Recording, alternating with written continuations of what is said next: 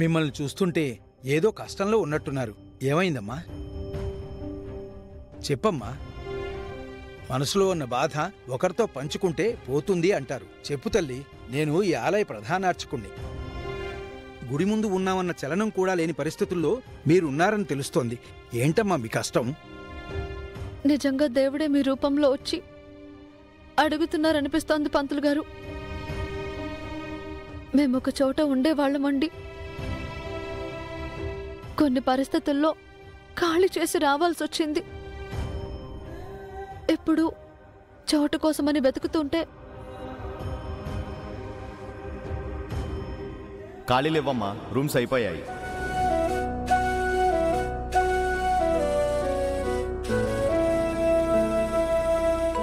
ఇలా దిక్కుతోచని పరిస్థితుల్లో ఉన్నాం పంతులు గారు. దిక్కులేని వాళ్ళకి ఆ దేవుడే దిక్కంటారు కదా.